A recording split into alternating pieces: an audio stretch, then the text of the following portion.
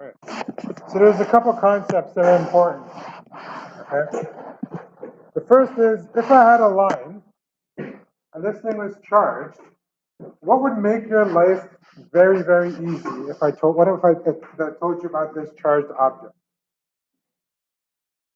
What would be like that? If I want to ask you what is the charge on a length of 1 meter rod, what do you need? What kind of information do you need in order to be able to give me that charge number? The number of electrons, okay, so that would be super, super easy. All right, otherwise I can give you what else?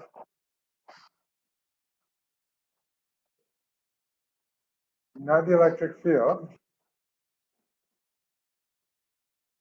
If I gave you the density of the charge density of this line, I can tell you, all right, you can figure it out if it were 2 meters, you can figure it out if it were 1 meter, you can figure it out if it were 10 centimeters. But if I give you the charge density, you can figure out for any length, right? So in this example here, for example, in this example here, I'm giving you some rod, and I'm telling you something very, very, very, very useful for you, is that there is an equal amount of positive charges all throughout. So the charge density for this rod is uniform. It's the same all around. If I take this chunk, there's 2 charges or 2 plus charges. If I take this chunk, the one I highlighted here, there are plus 2 charges instead of. What would make this really, really hard for you is if I said this varies as a function of length. I can say that the charge density is a function of length of like x squared, for example. And you can say that okay, for the first meter or millimeter or whatever, there's a little bit of charges, and then it grows exponentially. And at the end, there's a lot more charges. That would make your life a little bit harder. Okay, we're going to do both of those situations today. What you definitely need to know, though, however, is that there is something called a charge density, right? And you need that information no matter what in order to solve these problems. Okay? So today we're not necessarily going to focus only on electric field, right? Because if you remember electric field, you determine that by saying AQ over R squared. That was the formula for electric field. If you don't know Q, then there is no point in even making this calculation. All right, so the hard part is going to be finding Q and then doing a bunch of other stuff to get the answer. So far, so good? Okay, so in general, this rod is going to have a charge, all right? That's what we're trying to find. We're trying to find the total charge of this thing. If I told you that the total charge is a function of its density, charge density, I'm saying the charge density in this case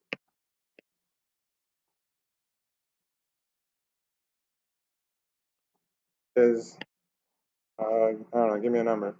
1, what? 2, what? Times 10 to the power of 2, that's really high, okay, but sure. But what units is it going to have? If I'm talking about charge density of something straight, how would you describe that? Electrons per meter, or instead of electrons per meter, you can say coulombs per meter. Yeah, exactly, so coulombs per meter. Okay, so that would be the charge density of this rod. And if I told you that the rod is 0.05 meters, you can find me what the charge of this rod is, right? So what is the charge of this rod in this case? Or how would you find it? Yeah, density times the charge, so 2 times 10 to the 2 coulombs per meter times 0.05 meters, and you would get how much? What unit? Coulombs? Good. Okay. So far, so good? That's very simple. These charge densities, they have a variable for each type of object. So if I'm talking about a linear object, so this is what we call a one-dimensional object, all right? So a one-dimensional object only goes like a line. It's a one-dimensional object. Two-dimensional object is something that has a surface, and a three-dimensional object is something that has a volume. So there is a charge density symbol for each of those, and there are charge density per length, charge density per area, charge density per volume, and they're lambda, sigma, and rho. lambda, sigma, and rho. Actually, rho has an H. Rho.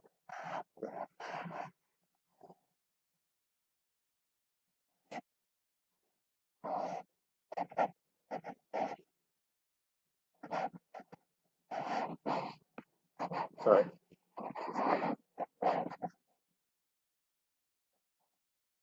Let's try something.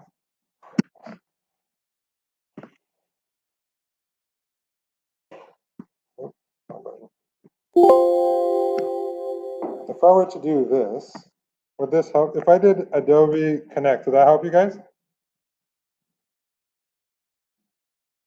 So I'll do it.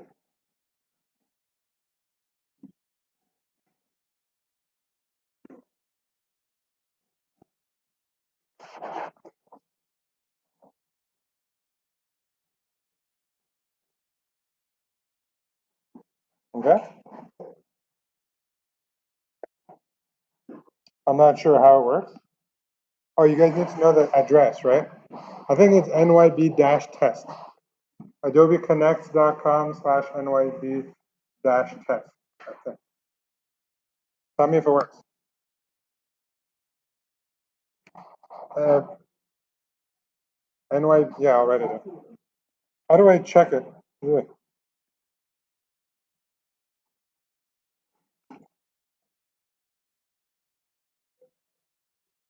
Who's Phalax? Is someone Phalax on there? It says someone's logged in already. Nope, they're gone now. It's NYB-test. Can you try that? It says it's private. Allow everyone. There you go. Can you try now?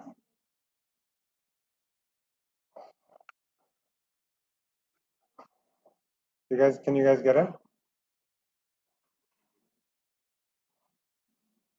Oh, yeah, there you go. Accept.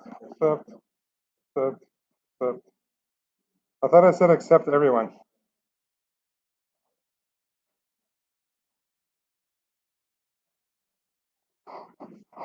So you got it now? It works?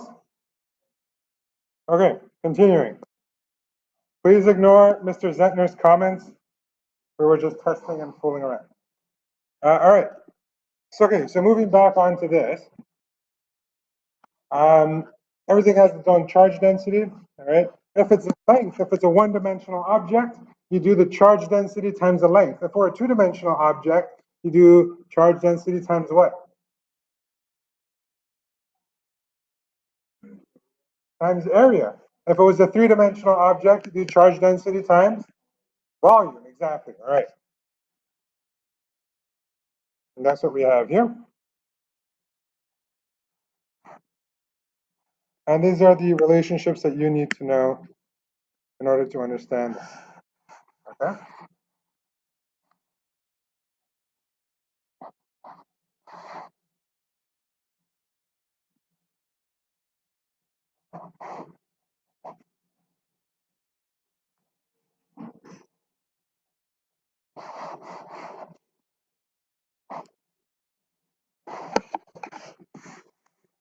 All right, so we have these simple mathematical arrangements.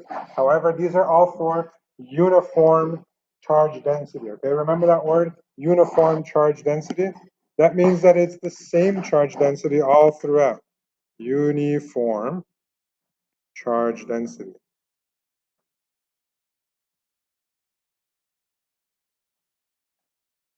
Okay, yeah.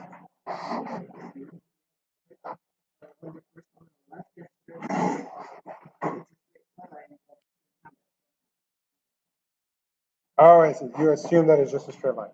Yeah, you don't think of it as a rectangle, you think of it as a straight line. Okay, and in the question it'll be explicit what kind of problem it is. Okay? If I were to give a real life example of this, what would a wire be? Would it be, which one of these three examples would it be? Three-dimensional? You're right. Yeah, I guess you're right. Yeah, okay. But in practice, we refer to them as a line. Okay, no, you're totally right. You would maybe refer to them as like a long cylinder, but in reality, it's actually if the wire is thin enough, you can refer to it as a line. If we're talking about real giant cables that like hydro uses to power the entire city, then yeah, maybe we can consider those to be a little bit different. Okay? And those ones are going to have huge electric fields. Has anyone ever told you that you shouldn't put your cell phone near heavy wires, or you shouldn't put your computer or your cell phone next to heavy wires? The reason for that is because these heavy wires carry an electric field, and they're going to mess up the electrical circuit in your computer and your phone and all that stuff. Okay, moving on. So here's the integration part. I'm saying that there's a little.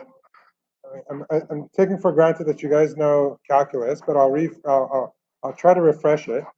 If I have a line like this, okay, and I'm saying that there is a small area here, which I'm going to call DL, all right, a small piece of that wire, and DL has a small charge DQ, all right, then I can say that DQ is equal to lambda DL. Okay, so the charge density times that tiny little bit of wire is going to give me the charge of that tiny little wire. Okay, and if I add up all of the tiny little charges, I'll get up to the charge of the whole thing. So I can add up by integrating both sides, right? And by integrating both sides, I'm getting this, right? So if I add up all the charges, all the tiny charges, I'm getting the charge for everything by adding up the charge density multiplied by every tiny little piece of length. Yeah. The triangle? Triangle is capital D. So this and this mean almost the same thing. All right, so this is the capital delta. That's for big places, big charges, and this is for big lengths. Whereas we're in integration and calculus, we always talk about small pieces, adding up small pieces. So we work with the little d. All right. So let's do an example. We're going to start off easy. We'll get a bit harder. So a long straight 2-meter charged wire is positioned between x equals 3 and x equals 5. The linear density of the wire varies and is expressed by this. Okay, so now the charge density is already not uniform. So now we're saying the charge density is being expressed as a function of x. Okay? So now we need to figure out what is the total charge on this wire. So we talked about it before. The small charge on that wire is equal to the charge density, whatever that may be, multiplied by a small bit of that wire. So we're going to call it dx because they're using dx over here. All right, so we're going to call this dx, and that small bit of wire with the charge density multiplied by the charge density is going to give us the charge of that one bit. And then we need to just add everything up.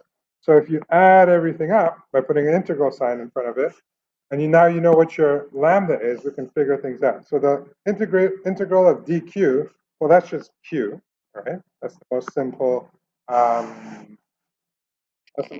integral to do. And then now you have the integral from x is equal to 3 to x is equal to 5 of lambda, which is 3 times 10 to the negative 6 x squared multiplied by dx, which is the same thing as saying 3 times 10 to the negative 6 integral of 3 over 5 x squared dx. That's a simple integral to find, right? Can someone tell me what the answer is for that integral? It's what? Who is like, no idea what language I'm speaking? It's important to know that. Okay, don't be afraid, please, okay? Yeah. That's what's given in the problem. over here. You see it?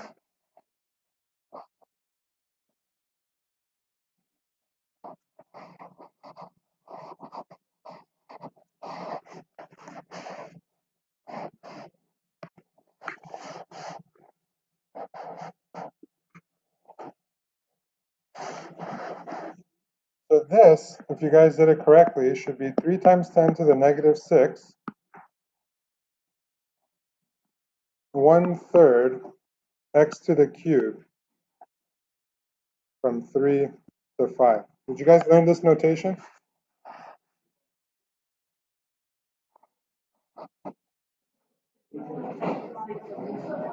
You just do a line? Yeah. So it's not a square bracket? Okay.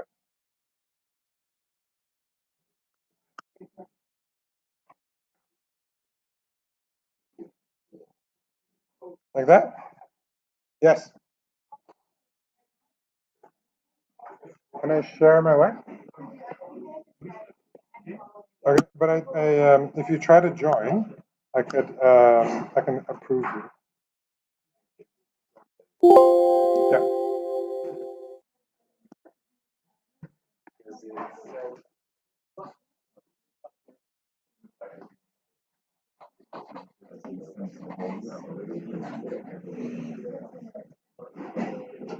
To enter your request enters was sent to the host. Okay, so here I'll approve you.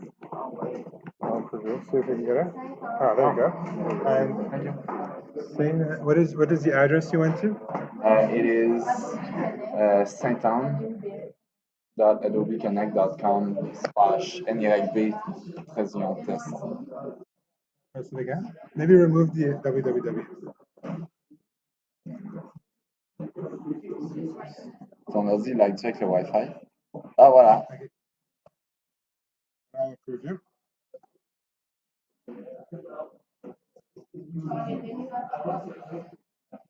You have to download this thing. It's full explain. Huh? Yeah, you just need the. Okay, it's not very long enough. Now you can launch. Yeah, after you install it. Oh, okay, yeah. Okay, and then once you do, I'll approve you. Okay.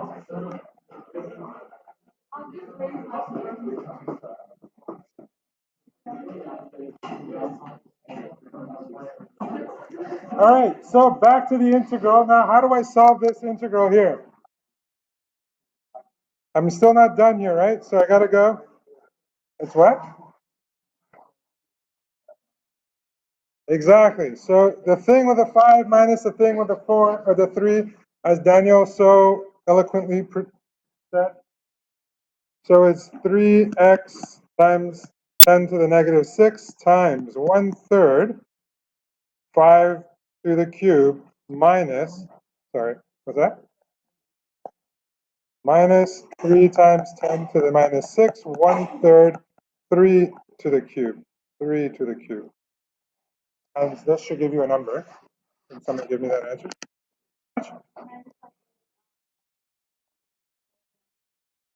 9.8 times 10 to the minus 5. What are the units? Coulomb.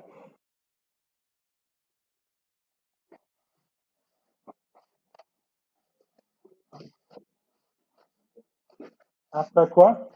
Which part? Montre-moi. Ici? Oui. Après ça, est-ce que jusqu'ici tu as compris? Oui.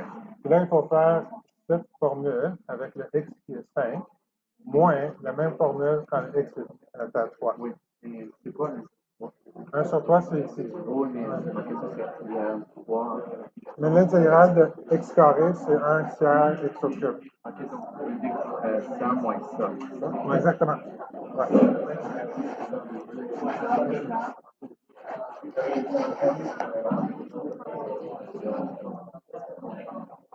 Merci, bien. Ça marche?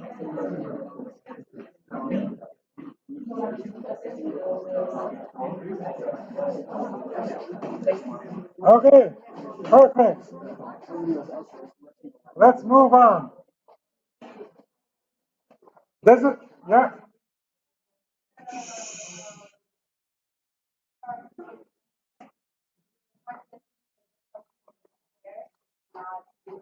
Exactly. Yeah. If the uniform would mean that the charge density is the same no matter what. Exactly. Exactly. Exactly. Very good. Yeah. Does it make a difference where the wire is placed on the x-axis? If I did this between 8 and 10, does that make a difference? If I'm doing the bottom part of this? Does it? Do it. Tell me if it makes a difference.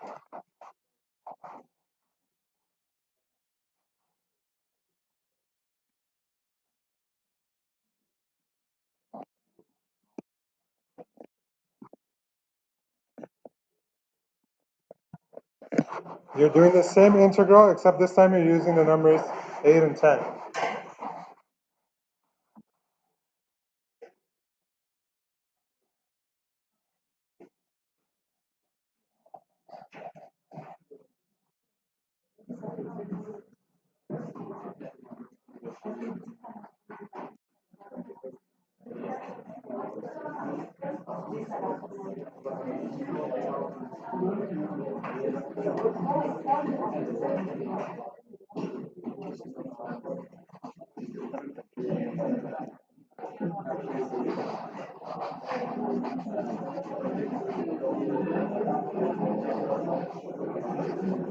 Okay?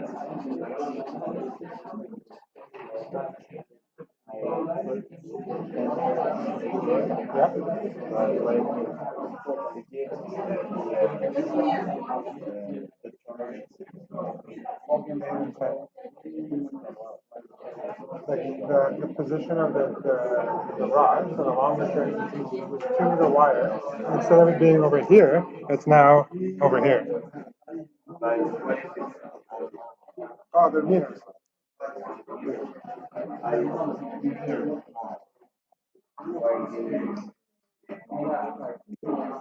It's because it starts at 8 and finishes at 10.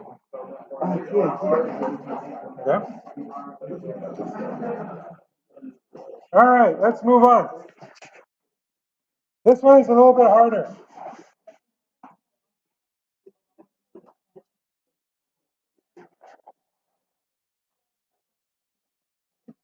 So here,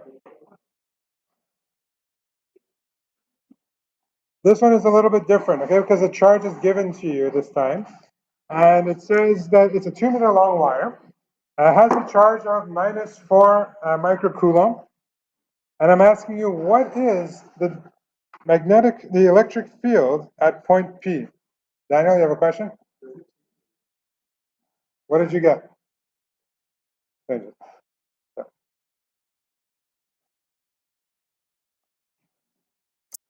So the question is, what is the electric field at point P? We can't, like before, remember we had 2 points, right? And we had 2 points, and then this was like minus 4 microcoulomb. We can say that at point P, the electric field is in that direction because it's negative. We can't do that anymore because now we have a full rod of stuff. Yes, it might be towards the right, but the quantity of that electric field is actually no longer that simple. So we got to do some math. Same thing as before, all right? This small area here, we're going to call this dx, okay? And over here, the distance is d, and the distance here is d plus x. And if you add up all these d plus x's, right, then you should theoretically have the electric field everywhere. So the electric field in this case is going to be equal to kq, which is given to you, over r squared. Now the r squared is very strange. It's not the same. The r is changing because you got to figure the r from all the way at the beginning and the r all the way at the end. Oops. Yeah.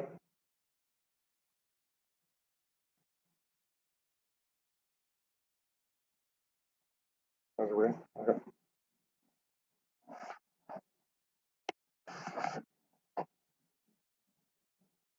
So here's our base formula.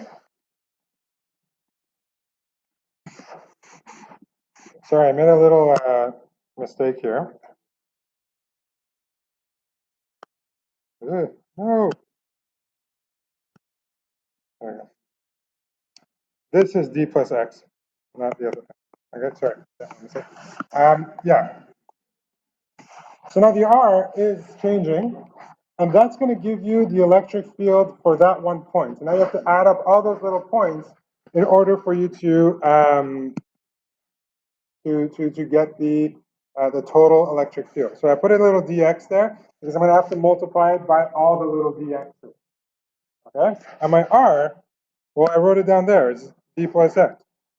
So E is equal to kq over d plus x squared. Buggy constant.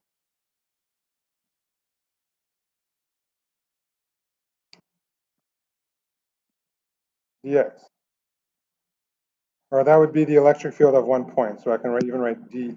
So the small electric field at 1 point is all of that. And if I wanted to get the electric field everywhere, I would have to take the integral of that between 0 and 2 of kq over, oh my god, that's annoying, dx squared dx.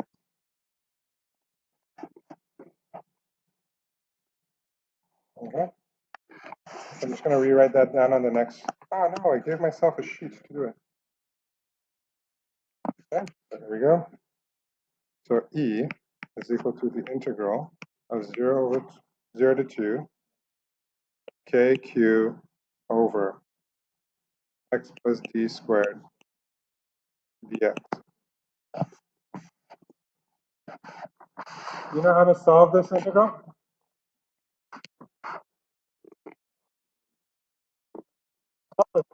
I'll solve it after. Take a couple minutes to practice your integration right now. It's very simple. It's a polynomial to the power of -2.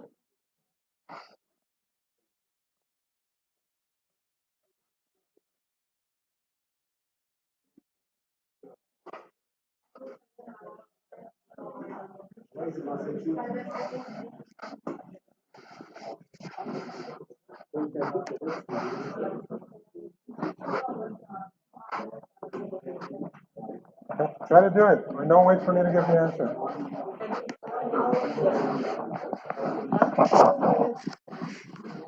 It hasn't been that long. We did it back in the summer.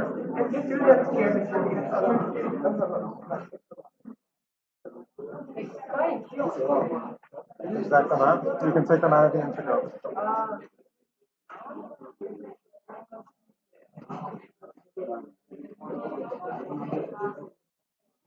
So Laura says that K and Q are constants. Yep, that's true.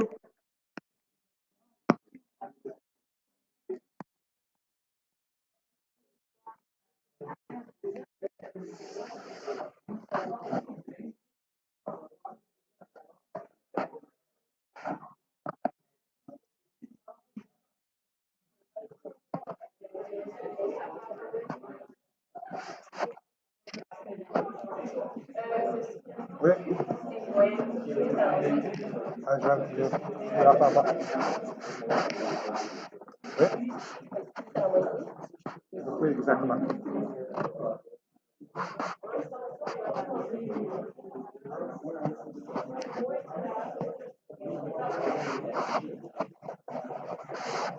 Oui.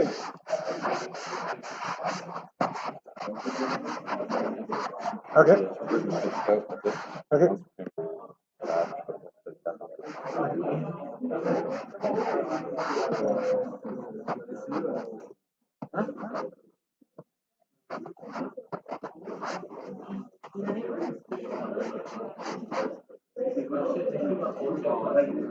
You're missing your Q.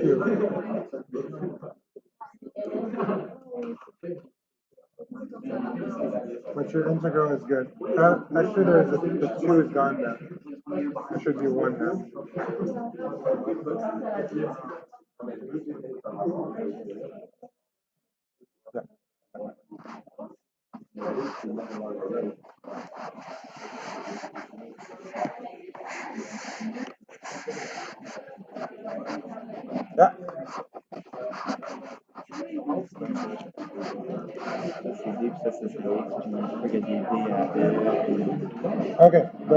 I'm saying is when it's here on the left, the electric field at this point, all right, is the distance from here to get the electric field. So the charge of that point times K divided by that distance is going to be the electric field at that point, right? So that's what I wrote here.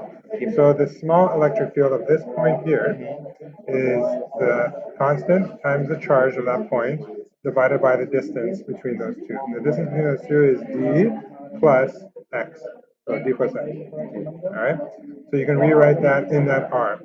Now, if you want to get the electric field of all of this, because remember, look, it starts there and it ends there. If you want to get the electric field of all of it, you have to do the integral of that. So you have to add up all the small dE's in order to get the one big E. Okay, so the integral of dE is E. That's where it comes. But if you do the integral on one side, if you do the integral on the other side. Okay, the small e is the dE is this, but just e is off. Exactly. Okay.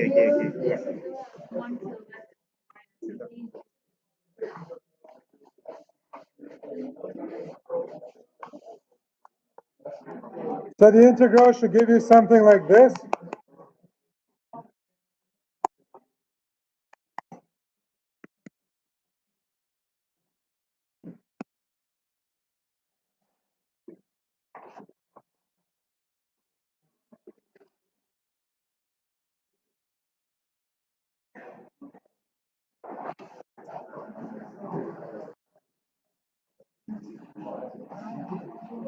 It doesn't actually, oh yeah, one.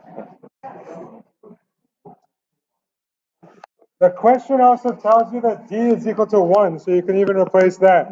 So now you have kq integral minus 1 x plus 1 from 0 to 2. Therefore, it's kq negative 1 minus, well, so times negative 1. So negative q minus, and then you put 2 in there, so it's plus kq over 3 is equal to negative 2/3 kq. That should be what your answer is.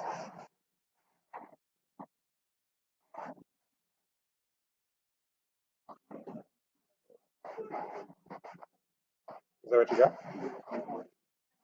What's that? Positive 2 and 3? I could have made a mistake. So what was your integral? This.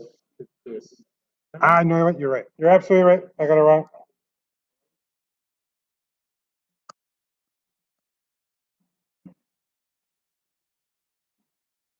Okay, plus minus. Therefore, this is plus. So it's plus 2/3 kq. That was Matei and Justin right there. The answer is 2/3 kq.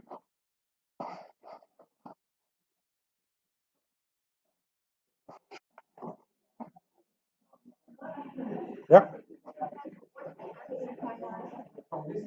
Just put in k and put in q. I don't know. K is given. So here, k is 9 times 10 to the 9. The q is negative 4 times 10 to the negative 6 coulombs.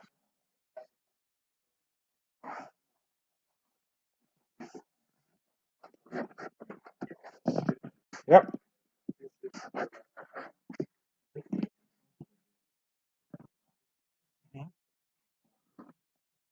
Alright, so what you can write this. So you can say the integral of 0 to 2 of x plus d to the power of minus 2 dx. Okay?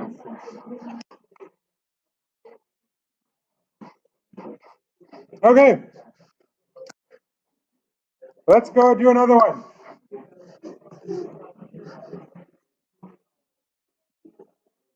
Can I slow down a bit? I could. Are you still working on the other one?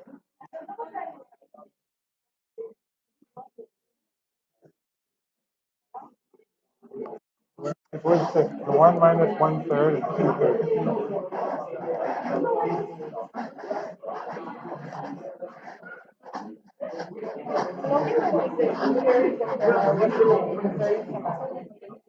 you don't, I mean, because it's, look, there's one minus 1 over 3, and then something over So 1. why isn't yours squared? Why am I squaring this? Oh, you're not supposed to square it, actually. No. Because when you do the, yeah, you Oh, I want just to do. because it's squared here. Yeah, but not when you integrate it. I don't know what the answer is. Let me see your work. Okay, so up until here is okay. Then here you do kq times 1 over 2 minus. Well, you still have to have these numbers, unless you put brackets here. N'avez pas rentré, ça va être correct. Ouais, là, ça c'est correct. Ouais. Bon, c'est correct.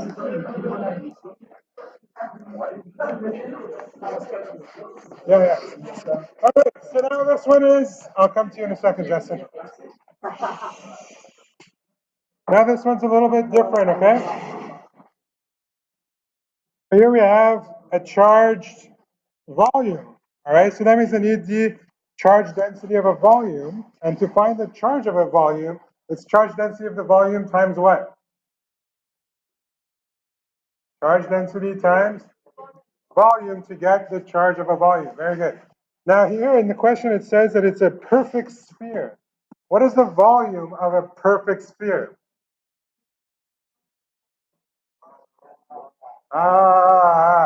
No. What is it? 4 pi r cubed over 3, or 4/3 pi r cubed, right? So remember the volume of a sphere. This is, what grade is this? Grade 7? All right, so 4/3 pi r cubed. So the charge, dq, is going to be equal to the charge density times the volume. All right?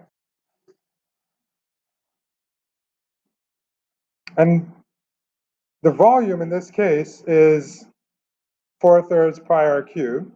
All right, so let's bring that down. 4 pi r cubed over 3. And the charge density is written there as 4 brackets 1 minus 4r over 3r. All right? And then the integral of that is going to give you q. So go, start integrating. And this is times dr.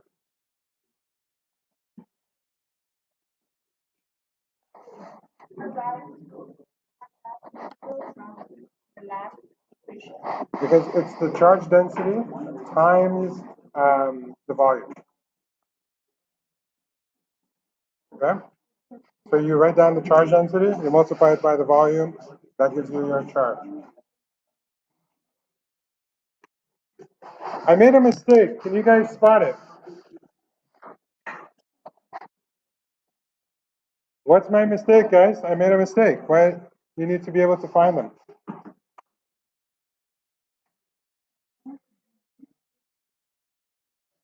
Let me ask you guys a question. My integral only makes sense when it's charge density, right? So something to the power, to the, like, per meters cubed times meters cubed. So coulombs per meters cubed is going to give you meters cubed. That times meters cubed is going to give you coulombs, right? Let me just write that down over here. I said that coulombs per meters cubed multiplied by meters cubed is equal to coulombs, all right? And here we said that this thing here, that's the charge density, that's your coulombs per meters cubed. There's your coulombs per meters cubed. And there's your meters cubed. I have an extra meter here, right? That's dr. R is radius, the small radius. So I can't have that. So what do I need to do?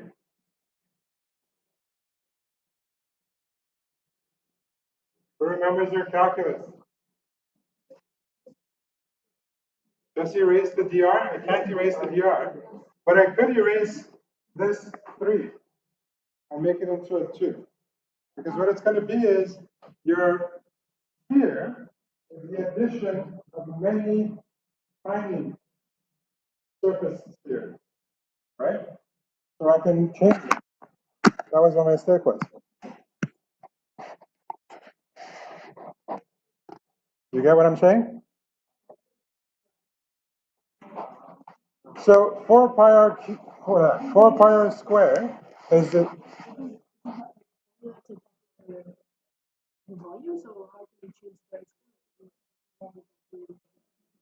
what you're doing is you're calculating the surface area of a small sphere, and you're gradually increasing that with a function of r.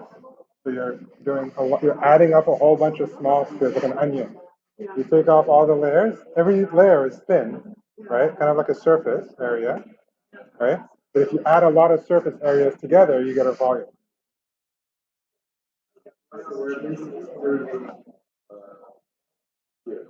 Yeah. Yeah. How are you supposed to know? How are you supposed to know we should do that? I don't With more practice. With more practice. Yeah. It's not easy, I told you guys. Yeah. Okay. From where? Okay. So go back. Let's go back a few slides. Here, I'll do it. Fine. So here, if you look at it, right, if you want to find that arrow there. Okay. It's the right inverse spot, so look at it on my screen. So if you want to find the charge, it's the charge density times the volume. Yeah. Okay. All right. So we gotta go back. Right. And over here we have the charge. We have the charge density, and we know it's a perfect sphere. Okay. But the charge density is at a function of r. So the charge density changes as you get further and further away from the center of the circle, of the sphere. Okay? So we need to add up the individual little charges, right, in order to get the overall charge of everything. And the little charges, they're changing every time you get further and further away from the center. That's what that's telling you. The big R is just the final radius. The little r is the variable. Okay, because like it's p as a function of r. Okay? So now you have to add up all the little charges. So you add up all the little dq's to get the whole volume, and that's going to give you the charge of the whole sphere. Right? So now how do we add up all the little things? You multiply them, but you need to add them first. Okay? So now think of a sphere this way. Here's a ball like this, and it's totally filled inside. Okay? However, if you took just the shell of that, now your sphere is a tiny bit smaller. You take a small shell off of that, your sphere is a tiny bit smaller. And you can remove all these shells, kind of like an onion, until you get to the center. If you look at it backwards, you add all these shells together, you get the sphere. And that's what we're doing here. This is the shell, the 4 pi r squared, that's the shell. Multiplying it by, because we're talking about a volume of a Yeah, but a volume is square, not it's a cube, not square. but each shell is not a volume, is a surface. Okay, so you're adding all the little surfaces together to get a volume. Okay, that's how we do this. This is telling you that at so when you're outside of the sphere, there is no more charge anymore. That's what it's telling you.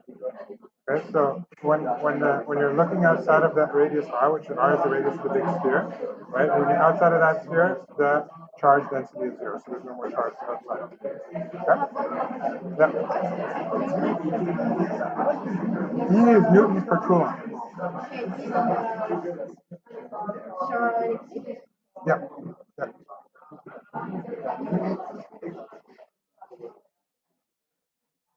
Okay. Yes. On met le R au carré, puis à la place, on ne fait pas genre pierre carré.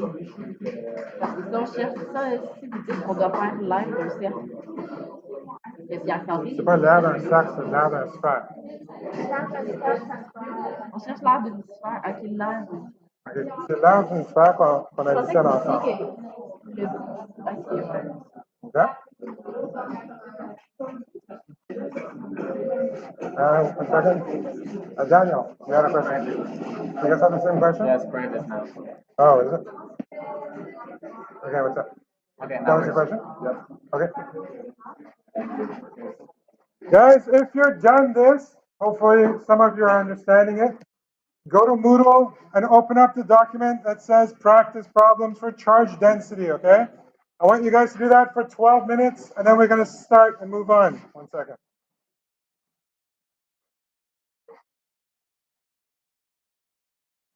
Yeah.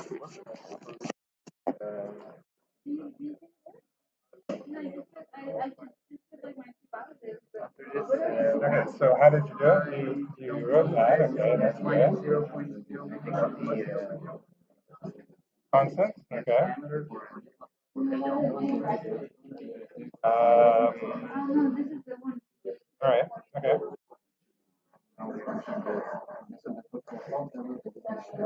Unless how you, where you on the 4 is, and then you put the 4 out there, and then you put this, and you did that, okay, all right. And then you look with the R's, okay, all right. UV. This is big R, by the way, big R is constant. You can even bring the 3R here.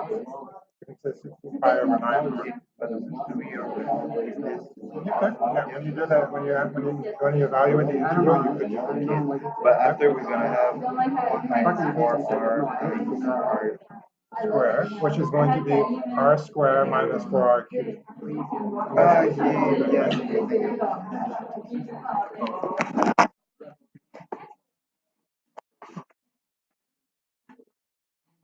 Yeah. Does this make sense? And if yes, what are my two values here? Because I It would don't. be the radius of the electron kind is 0.010. So it's from 0 from, yeah, but it's from 0 to R. 0 to R, or 0 to 0.01.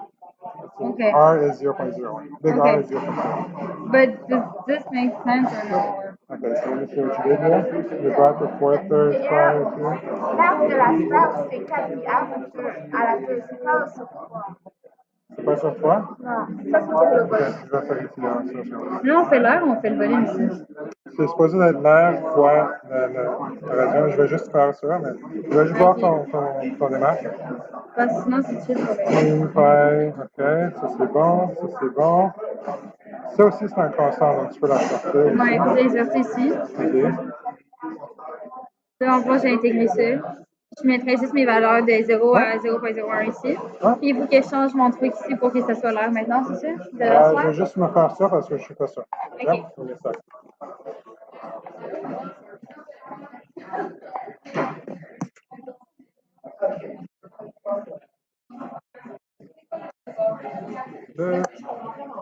Okay.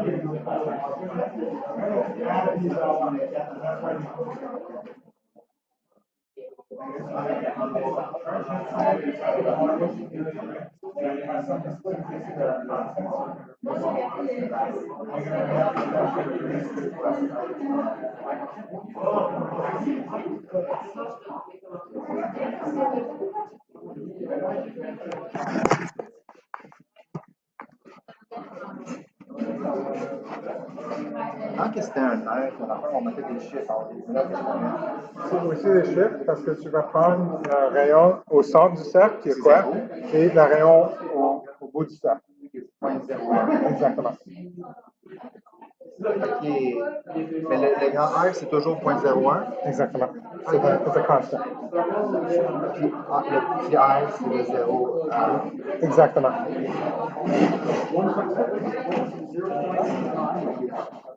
Daniel, what's going on here? Yes, I'm listening to how she's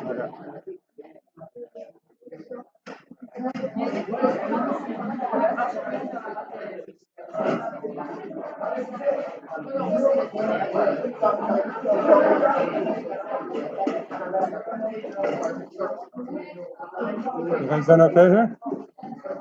Yes, no? Last a minute? I think I'm gonna spend a lot of time on YouTube. Yeah.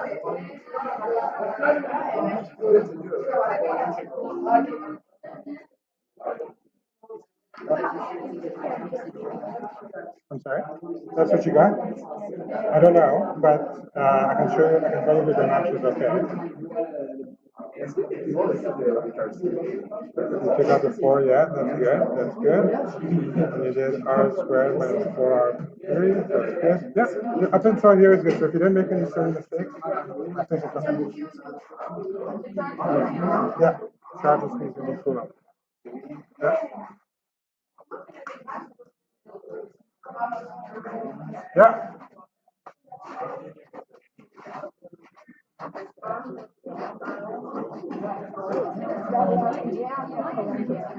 What's that?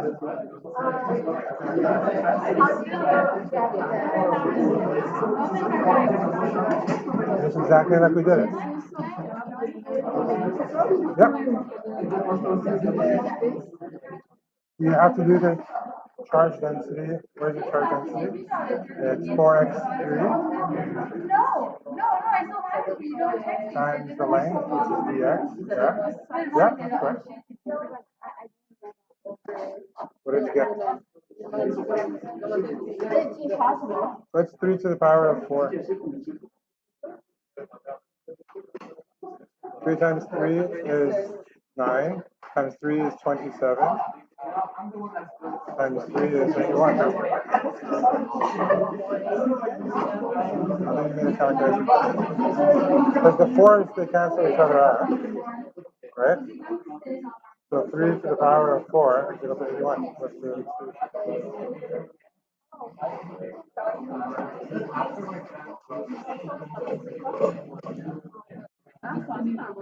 Yeah, that looks okay.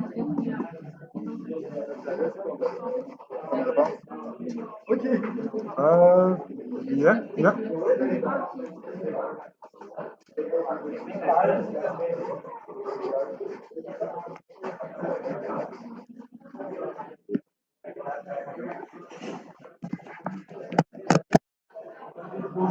All right. Everyone saw that, please? I just want to summarize something for you.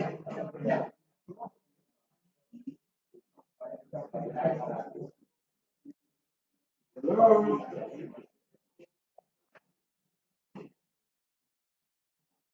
Okay. So in the face of adversity, we need you to be courageous. Right? So yes, this is the first challenge of the course. It's not easy, but you have to overcome it. Okay? You guys can easily do it. This is the hard part, is setting up the integral. All right. Once you know how to set up the integral, you could solve the integral using math. Okay. So think of it this way. The physics part is setting up the integral. Right? That's what's important for me. You want to get full marks? Yes, you have to do the integral too. If you want to get most of the marks, you're talking about setting up the integral. Okay, so we have this idea that we call charge density, and we have this idea of multiplying it by whatever, if it's a length or an area or a volume in the three different cases, and that's going to give us the overall charge of the object that we're talking about. Okay? In this case, in the last example is a sphere.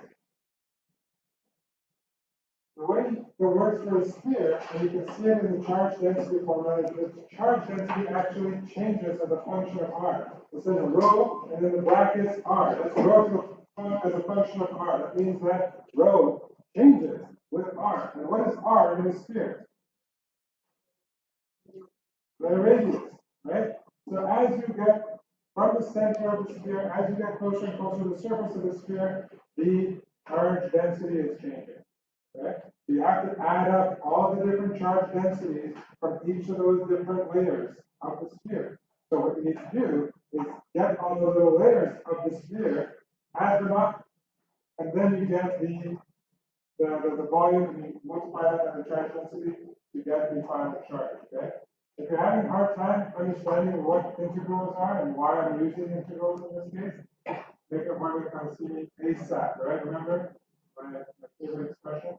Better to keep up than to catch up, right? So probably in 3 weeks when we have our test, and you guys come and see me by tens of you because you don't understand integrals, I'm not going to be able to help everyone at once. Okay? And some of you might get left behind. Don't take a chance, get this stuff sorted out as soon as possible. We're going to move on now. As much as you might not like that, we still have an hour of this lesson today. And the second part of this is actually not as hard, okay? It's going to be a little bit more simple. But it still is a lot of math that we're doing right now. Okay? Take 2 minutes to just calm yourself down after that. And start it up. I'm going to open up PowerPoint number 6. Which one is this? 5? Yeah. 5, right? Which is good. So open up PowerPoint 6 and we'll move on from there. So in 2 minutes we'll do that.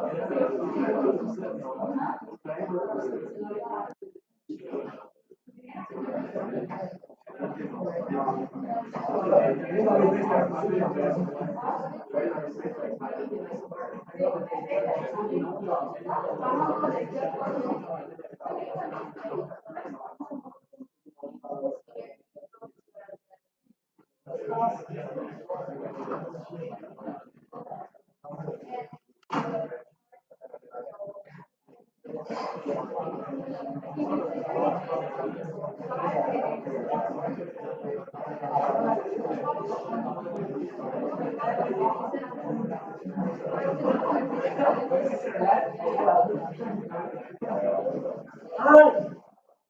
I hope you guys guys are ready for the next part? Next part already.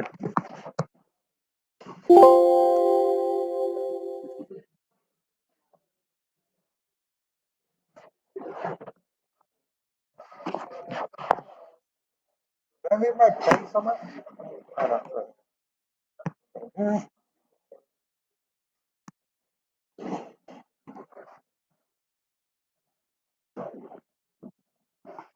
Okay, so here we're talking about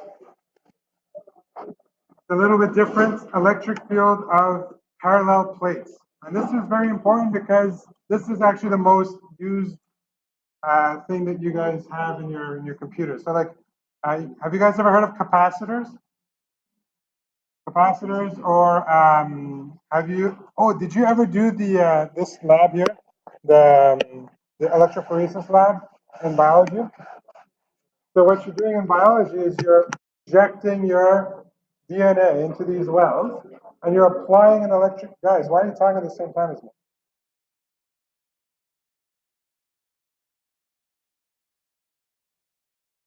When you injected your DNA into this gel and you applied an electric field, your DNA migrated from one end of the gel to the other end of the gel. And the matrix of the agarose, remember that gel that you've made, is going to make it so that the small objects go fast and the slow objects go slow. The big objects go slow.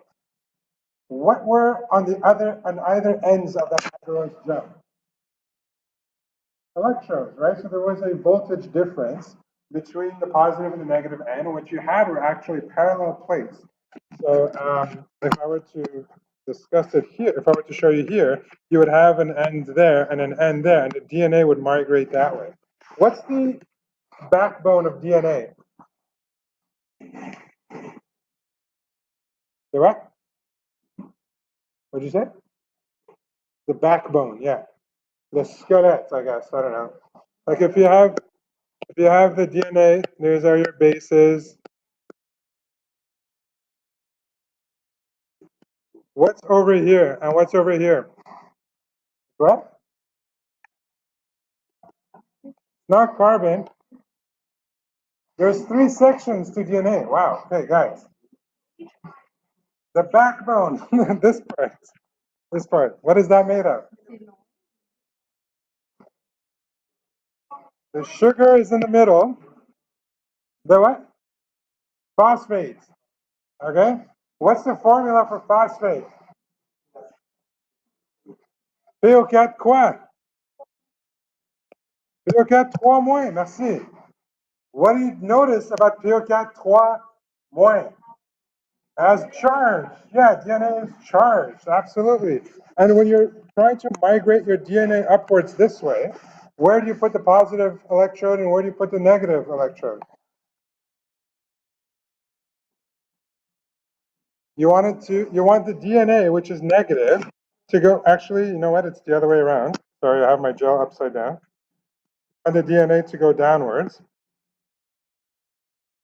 You want the DNA to go downwards. So where are you going to put your positive? Yeah, your cathode is down here. Your negative, your anode is up there. And so now you're applying an even electric field, and it's going to go, let me ask you something. If this wasn't a straight line, if this wasn't parallel plates, and there were just charges, or point charges, right? If this was just a giant positive charge here and a giant negative charge here, what would happen with the DNA that you guys have injected in each of these wells? Exactly, they would all migrate in this direction, and that's not very useful for you. You need them to go in a parallel way. So that's why you have these parallel plates that have an electric field. Okay? A capacitor in your computer, a capacitor in your cell phones, those are building up charges. Have you ever seen like one of those ER shows like Grey's Anatomy or Nurse Jackie or whatever? They have those paddles they rub the thing out and they shock you with it. You guys know what I'm talking about? Those are capacitors. Actually, what you're doing, when you hear that noise, you hear that doo, that is you charging the capacitors. It's charges entering these plates, and then when you press the button, you discharge the charge from one paddle into the other paddle, and these are parallel plates. supposedly. Okay. These are uses for these parallel plates. So it's very important to study them. And everything that we've did up until now, forces, electric fields, point charges, then we did the big surface thing, and now we're using it all for this. So that all of that is just so that I can show you guys what capacitors are, basically. Okay, so it's basically coming into this. So here you have a circuit with a capacitor, and a capacitor are these parallel plates, and they look like that. Right? You might see capacitors in your air filters. They're everywhere. Okay, we don't live modern life without capacitors. Okay, who is old enough here? No one, except for me, maybe, to have remembered the old CRT TVs. Like, who is like a retro guy who likes like the old style of things? No, none of you. A little bit. Okay, so Ibrahim, what did the old TVs look like? How thick were they? They were thick. All right. So let's say you had a TV this big. All right. It was like up until like here. That's how big they used to be because there is these parallel plate electrodes that they would use to bend electrons into the different parts behind the screen. Those are called cathode ray tubes. We're going to talk about it in a little bit. But yeah, now you guys have only seen flat TVs, right? No? Okay, maybe you guys. I had a big one for a long time. Really? This huge. Okay, maybe I'm wrong. So I apologize. Essentially, though, what's important here is that you have these parallel plates, and one of these parallel plates is going to be negatively charged, and the other one of these parallel plates are going to be positively charged. The reason you're doing that is because you want to create a uniform electric field in one direction where all the electric field lines are parallel, okay? So all electric field lines are parallel. Oh, thank you, Yusuf.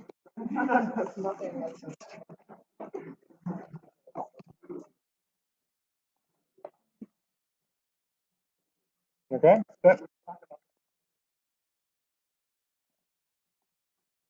And here we have to, unfortunately, talk a little bit about voltage. And I say unfortunately, not because I hate voltage, but because we haven't formally taught it to you guys yet.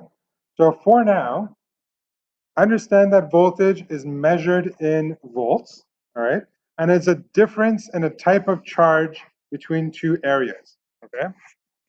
So what we're looking for is this delta voltage, all right? So there's going to be a difference in voltage between the two sides of the plate. So this is going to have voltage A, this is going to have voltage B, and your delta V is going to be VB minus VA, or VA minus VB, however you want, all right? And that's going to be it. Now, if one of these are positively charged, right, that has to be uniform, and this is going to be negatively charged, right? Then you can create what we call a voltage difference. There's going to be your delta V. Okay? Have you guys learned about action potentials in biology yet? Nope. All right. Moving on. Should I mention this now? Won't mention this yet. Okay. I'll mention capacitors later when we do circuits. Okay, but I do want you to understand that there's this thing here. The electric field between the two plates depends on two things. I told you that it's the voltage difference. So if there's a huge voltage difference, you're going to have a stronger electric field. But also what's important is what? What is important in terms of the strength of the electric field in between these two plates? Yeah, the distance between the two plates, right? And does the distance, or does the electric field increase when there is more distance or decrease when there is more distance?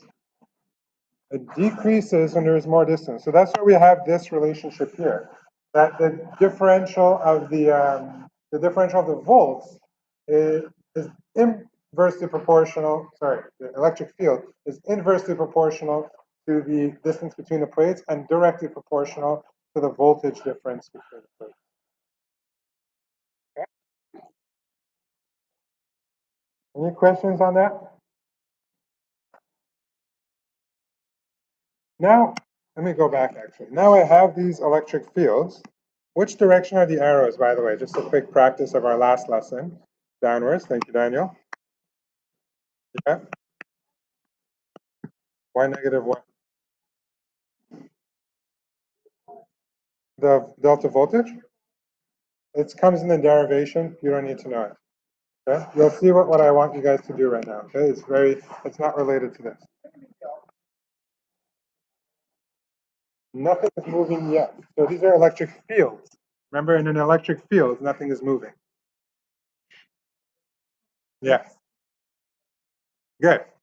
Okay, if we have this electric field going downwards, if I have an electron in here, what's going to happen to that electron?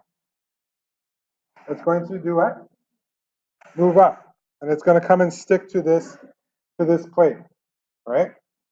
If there is a movement, if there is something that's causing a movement of this electron, then there is a force.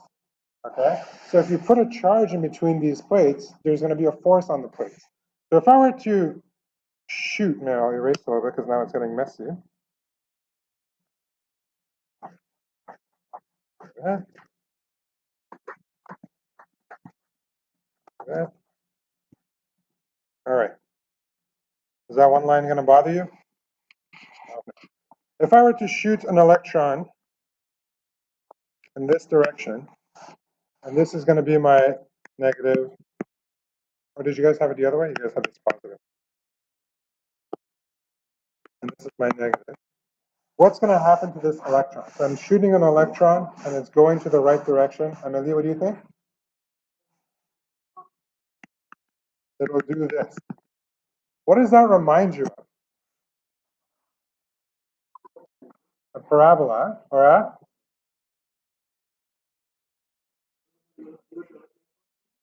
Exponential?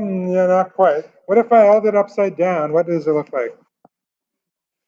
Like a what? Log? I like parabola better. Let me draw it upside down. Maybe that'll... I want to know about physics, but you guys are talking math, which I like too. But what I'm looking for actually is a physics answer. Yes, projectile motion.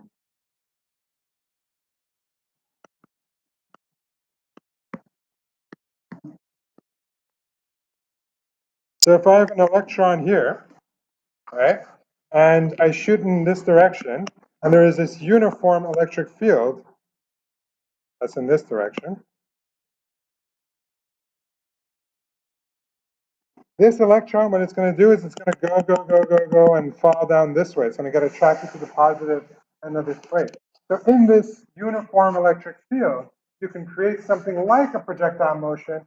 Instead of gravity pulling it down, it's electric force pulling it down, right? It's the same exact concept, except this time acceleration is not equal to 9.8 meters per second squared. The acceleration is going to be whatever the mass of the object is. In this case, it's an electron, right? And then we also have the force generated between, remember we have that E is equal to F over Q, right? So we can easily figure out, if we know the strength of the electric field, we know the charge, we can figure out the force. We have the mass of the electron, we can find the acceleration. We have the acceleration, we can map its projectile motion, okay? Hopefully that makes sense. If it doesn't, we'll practice it. Okay. So this is what I was just saying. When charges are put in an electric field, there's a force acting on them. All right. So they accelerate. And this acceleration is going to be what we need when we want to map its it's a projectile motion. Okay. Yeah.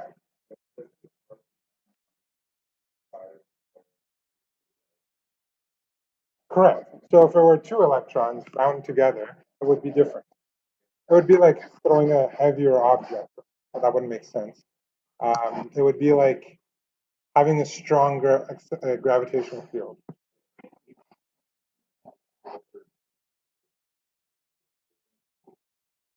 In this case, because the plates are parallel, the electric field is considered to be uniform all along. Okay, so that's a very good observation, but in this case, it doesn't apply. Okay. So let's try this problem. The capacitor inside your digital camera has a potential difference of 330 volts. The distance between the parallel plates inside the capacitor is 9 millimeters. What is the electric field? Okay, so we have to remember that the electric field is equal to the voltage divided by the distance between them. So that's easy, 330 volts divided by 0.009 meters.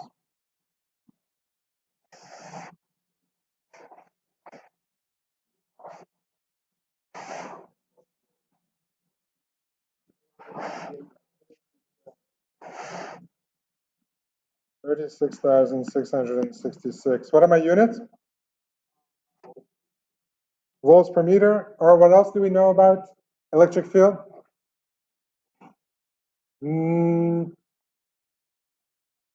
What is it? Newtons per? Yeah, exactly.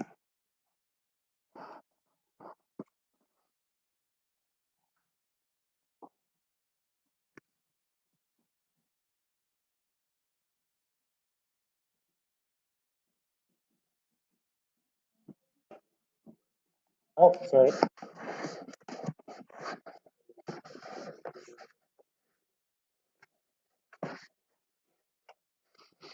All right.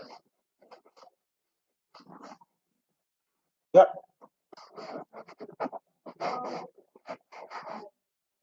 Yep. Okay.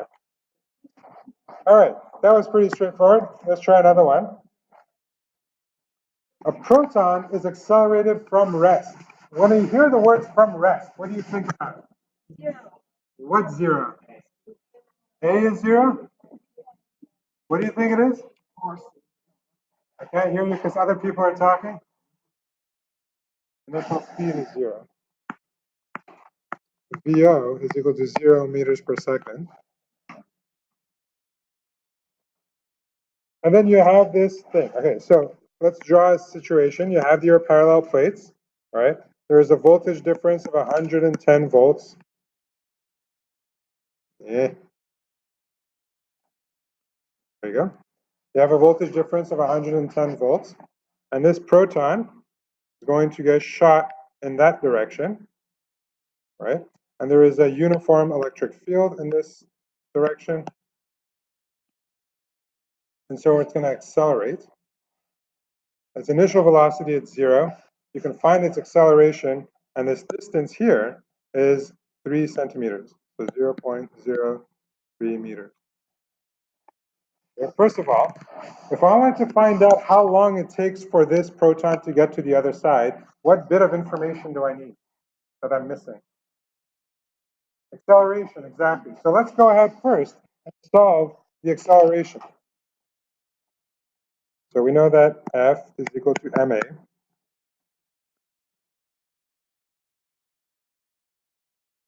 And that the F is equal to QE.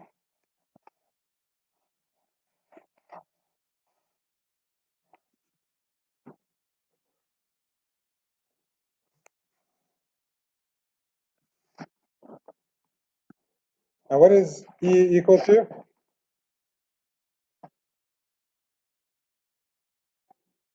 Delta V over the distance between them.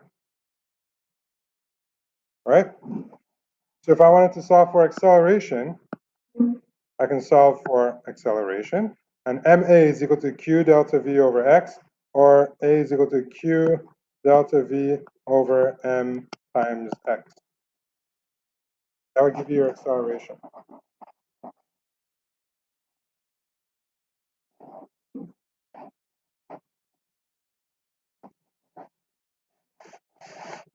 What's the mass of a proton, guys? The charge of whatever is being launched. So in this case, it's a proton. So its charge is 1.6 times 10 to the negative 19 coulomb.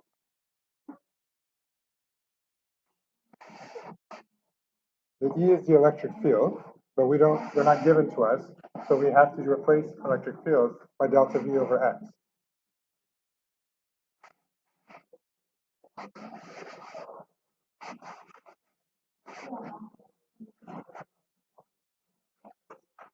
I don't know what the mass of a proton is. Can someone tell me? You can Google it. Mass of a proton. Someone tell me.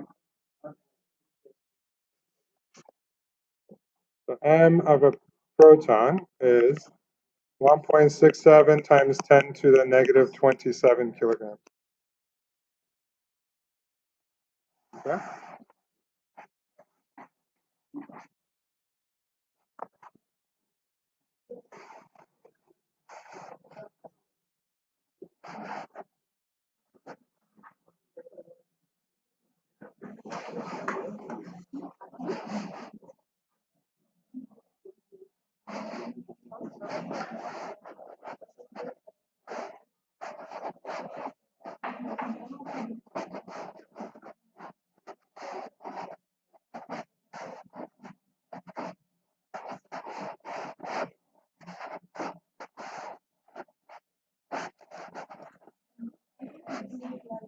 How did you do? I found the electric field, Okay. and after this is the force equals That's the electric field, not the force. So the relationship between electric field and force is E is equal to F over Q. And or so F is equal to Q times E, which is what I wrote here, right? Over here. F is equal to Q times E. That part is what you're missing. It's one proton. If it's one proton, the charge is positive 1.6 times 10 to the negative 19. Are you guys okay over here? Over here, how's it going? Q represents the charge, right? Say that again? Q represents the charge. Exactly. And because you're talking about a proton, it's an elementary charge. Yeah. So you're looking for the acceleration. Delta V is your velocity, right? Yeah, but that's not velocity, that's voltage. Yeah, you're right, it's delta voltage. Yeah.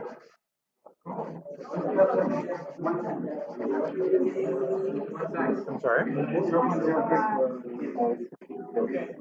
Yeah, that's your voltage divided by your mass, which you got, times, yeah, that's correct. So that's what you got for acceleration? 3.5?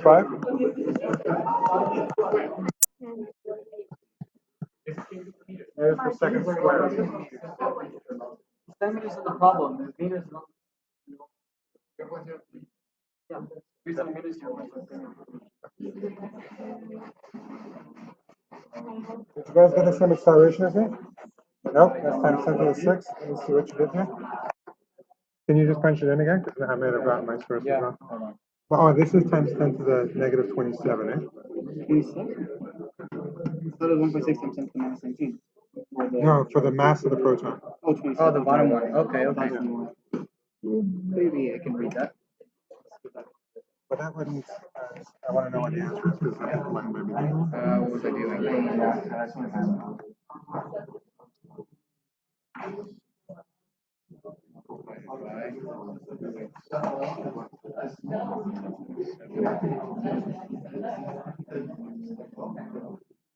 To the 11. Okay. You might have made a mistake. Go back. This is times 10 to the negative 27, and that's times 10 to the negative 19. Your exponents are wrong. I just want to do the calculations. Justin got the same thing. 11? Yeah, okay, that makes more sense. All right, so I got an acceleration of 3.5 times 10 to the 11.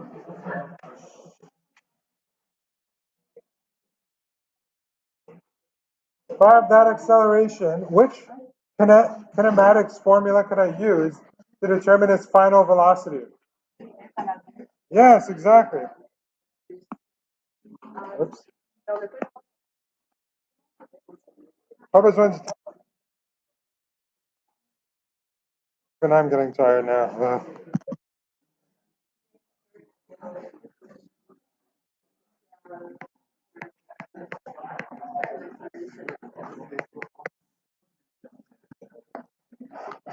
So if I were to use this relationship here, VF squared is equal to VO squared plus 2A delta D. I'm asking you to solve for VF. That's great. VO is what? 0. 2 is given. What's the acceleration?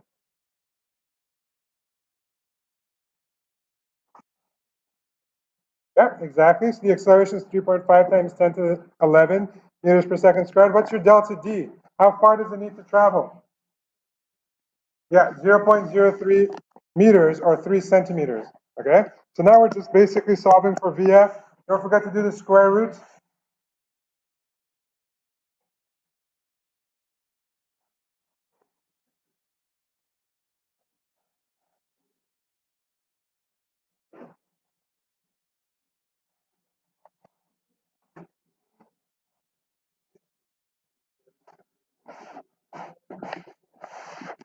Okay?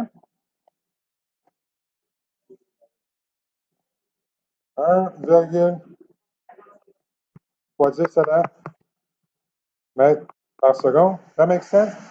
If you get an answer that's faster than the speed of light, then you know you did something wrong.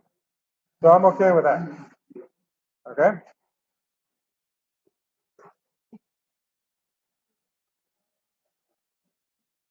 À la 5 ou à la 7? 5. À la 5. Oh, sorry. 5.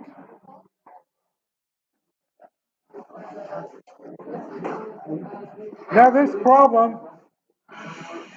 problem is different from what I was explaining before. The motion of the object, as in the corner, the motion of the object in this case is in the same direction as the electric field lines, okay?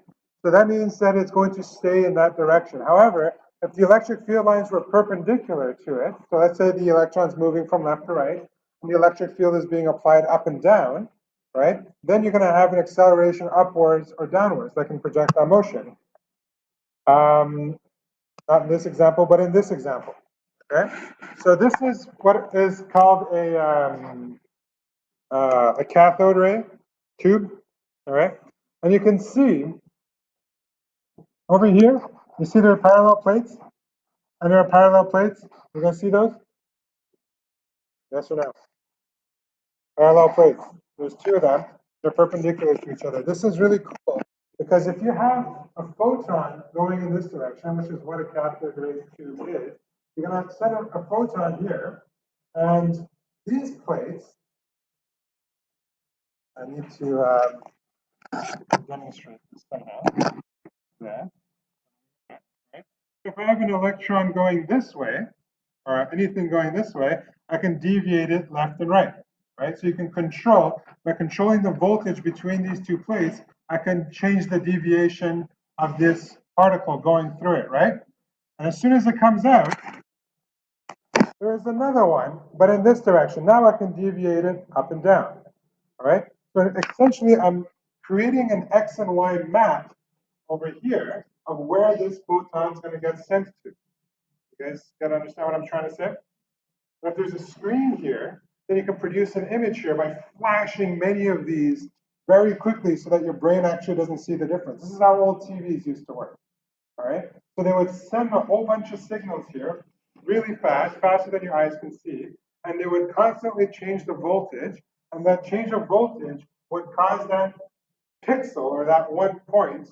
They weren't called pixels back then. They're called pixels for you guys now. But one pixel would get moved up and down, and then you would, when you add all these pixels together, you would get the image on the screen. Okay?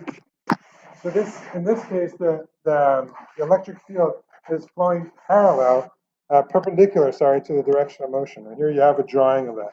So for example, if you have something going in through here, it might, during these parallel plates, get deviated and go in different places and fall on different places along this screen here. Okay? And old TVs were just really gigantic versions of this, and it would kind of, you would see like the density of the photons in different places on the screen. It would look very different. You would have these different intensity graphs. Okay?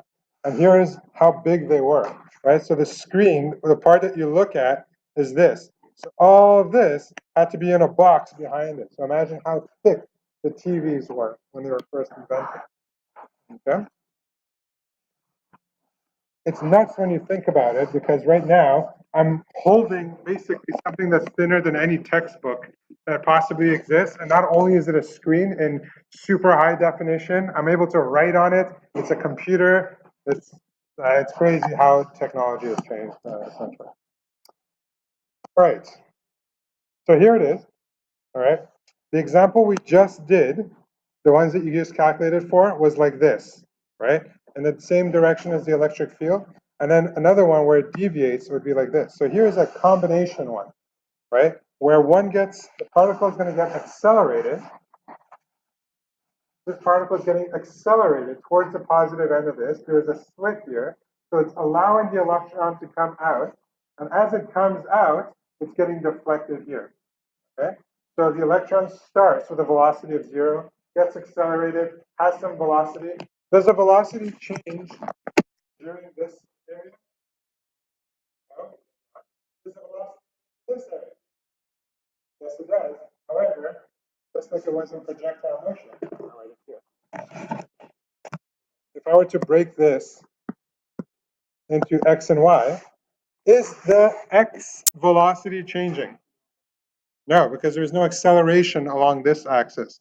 An acceleration along this axis means that the y velocity is changing. Right? So now we're literally talking about projectile motion. Here's what we're going to do. There's 25 minutes left of class. Work on these problems. You can take a break if you want, but essentially what you're doing is you're working on these problems for the rest of the period. I want to answer your questions. Use this time preciously, okay? Please don't work. I know it's tempting. Work on things.